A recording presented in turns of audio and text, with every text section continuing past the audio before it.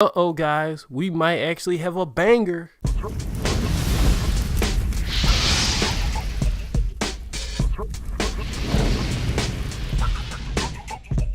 What is up, guys? This is Godzilla Suplex, and welcome to today's episodes. I'll be giving my thoughts and impressions on Google's new console streaming service, Stadia. But before I do that, please hit that subscribe button, also hit the notification bell, so you get a notification every time I make a video. So guys, let's get into it, because Google is not wasting any time trying to get into the games industry, because they see what a lot of investors are seeing, that live stream gaming is the future.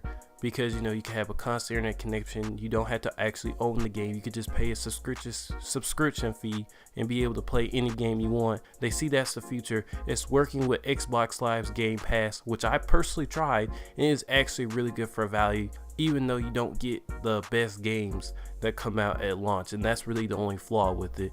But what I have to say about this, and I'll give my first impressions right now, and I'll just go from topic to topic about what they were saying in the trailer. Then at the end of the video, I will actually play the trailer so you can get your own thoughts about it if you have not seen it yet. But my first impressions of the Google Stadia is that it has a lot of good ideas to it, but there is a huge amount of risk of what they're taking by not building a real foundation as a good console system. They have a lot of great ideas, but they need that foundation of what PlayStation and Xbox have been doing with their services to really set themselves apart and make them look like a gaming system, not just a novelty.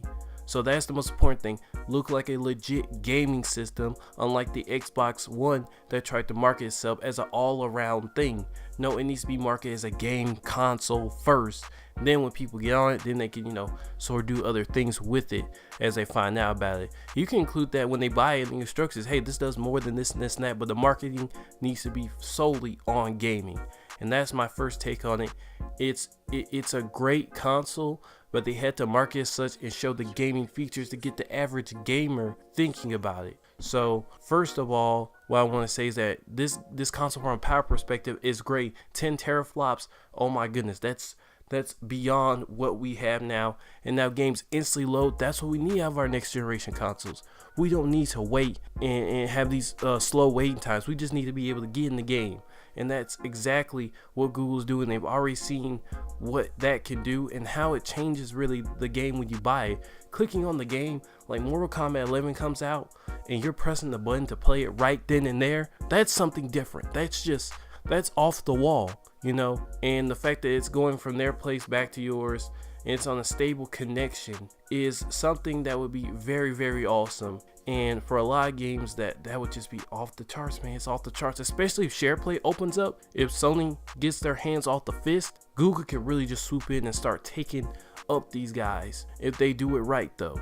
So the first they got marketed as a console, and they had to really push or invest money with Xbox to try to get PlayStation to start doing crossplay, because if that happens with other consoles with the performance that they have, oh man, it's gonna be smoke out here. So now the second point I want to get to is about the controller, and they talked a lot about it at the stream, and all I gotta say is that the controller looks nice and it's beautiful. But the biggest thing, guys, is that it might work in their favor, it might work to their detriment. You can use your own controller, and they modified it where you can use your Xbox or PlayStation controller at launch, and that's gonna be crazy, because now, like, instead of when I get rid of my Xbox, I can keep my controller and use it for Stadia. That's crazy, guys.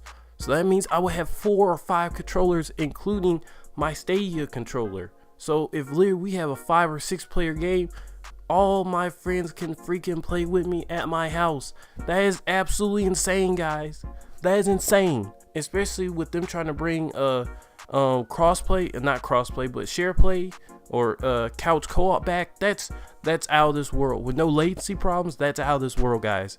And the controller looks absolutely phenomenal with this share button and stuff, and it's really gonna help them sell the console, especially when you can use your PlayStation and Xbox controller with it. You can even keep the consoles and just use Stadia and use the controllers from the oh, you know what, let me stop. My mind's being blown right now. That's one thing about Google. They are getting inventive, but I still harp back to the foundations of gaming What is the foundations of their online service? And that's what I really am worried about. But another point I want to get to is the 4K streaming and power that they really are leaning on with this console, which a lot of people are going to care about a little, but not that much. And what I have to say about this, that it's going to have low latency. And as much as they were using, battle royale games going from 100 people to 1,000 people, which could really only work with Fortnite, because Fortnite is constantly producing people of that. And really, if they did do it on the Google Stadia, it would be really to get in good grace with them and to make the console seem different. That would be a great thing. And I think that's what they're really throwing out there at Epic Games. Hey, over here, you could have not 100, but 1,000 players. Okay, but we're not even keeping in mind that, wait a second, the map was made for 100 players. And not only that, if you did have 1,000 people, which they possibly could even with the Google Stadia, that would kind of be a problem, because even though they have the power, is Google Stadia even gonna have that many people playing Fortnite at one time to have that many massive server game sessions?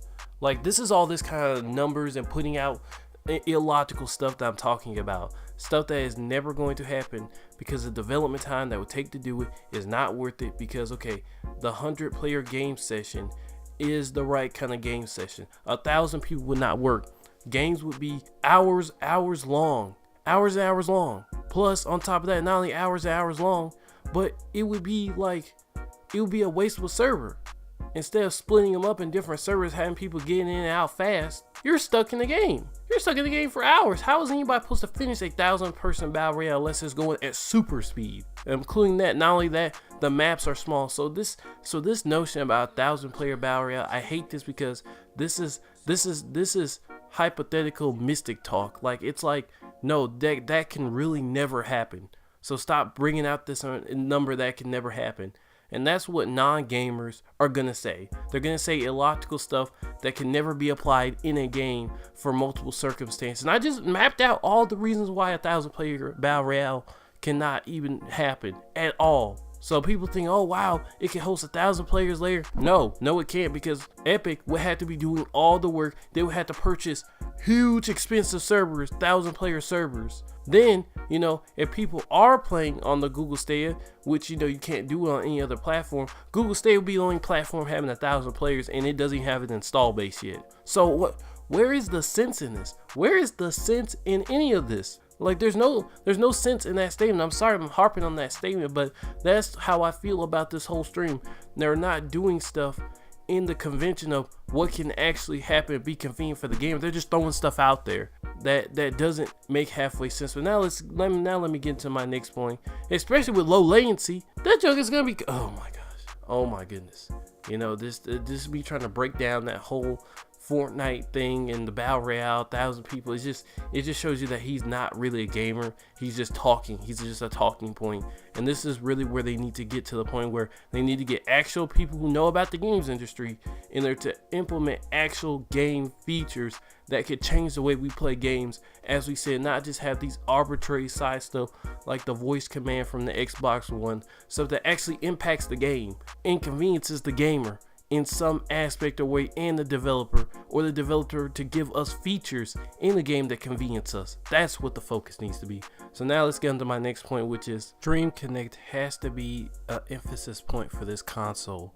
The Stream Connect thing, because this came right after the Fortnite comparison, which they didn't really say Fortnite, they just said battle royales in general, which I just shredded just now. But the real big thing that I liked, or the biggest takeaway, is that okay, they're gonna have screens that you can look at, and this is particularly in competitive games like Rainbow Six Siege and stuff like that. If you can see your friend screen on a smaller screen while you're doing something, that just like the ping system in Apex Legends, that just eliminates the talking, because you're already gonna know what's going on with your friend. You're gonna know exactly where it's going down, and you can respond appropriately what's happening on your friend's screen. So I think that's a huge feature. The only problem is that next generation, we could see PlayStation and other people copy that exact same thing. But see, right now, they have an advantage. They're Google, So it's like, okay, they have this huge feature, and they really need to emphasize it in each game they have. and really get these developers on board that have competitive games, so they can see their teammates and be like, okay, I see this teammate, I need to help them, and so on and so forth. And instead of talking, we're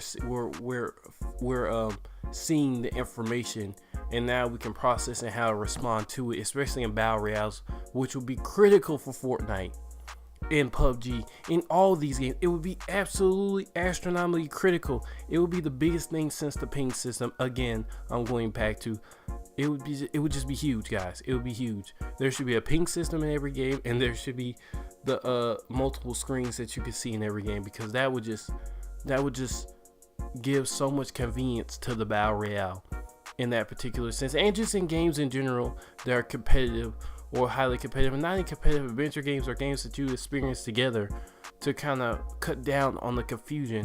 And I think that's a great idea that this console really came up with and tried to strive towards. This is what I'm talking about. Forget all this for Fortnite battle royale, 1,000 people. These are the kinds of features that are going to bring gaming into a better light with the consumer. But all this can really fall by the wayside and just be nothing if not for one of the most important things about a legit gaming console or service. I'm trying to act like a console: exclusives. Now they say they're going to do exclusive. This has to be the number one thing. Forget all the features we just saw. Forget everything else. Exclusives matter. Exclusives make you look like a video game business. You can have a service, but without exclusives, you're just a service. You're not a console or a console competitor. Okay, Sony has The Last of Us, Uncharted, Crash Bandicoot. Xbox has Halo and Tomb Raider. No, not Tomb Raider. Excuse me. It was I'm forgetting the rest of them right now. Battletoads and stuff like that. They have exclusives. When a child gets the console, the first game they should want to play is the exclusive that has been hyped up. That is the first thing they should want to play.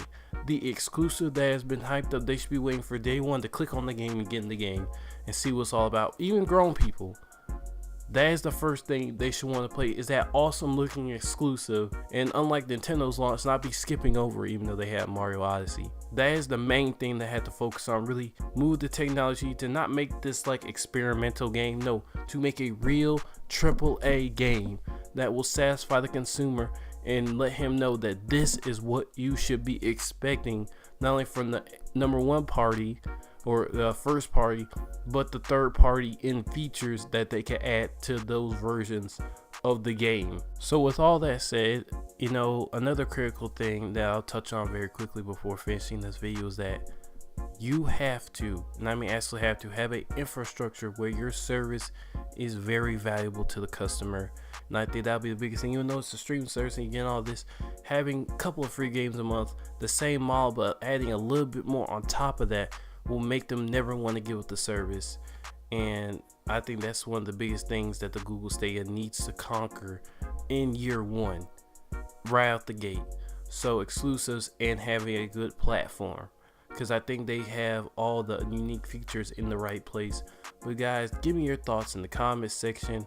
What do you think about the Google Stadia? Is it going to be successful? Is it going to flop? And if it does flop, why is it going to flop? Leave all that in the comment section below. This has been the best Gojira in UFC news and gaming. Sign off, guys. Y'all have a nice day.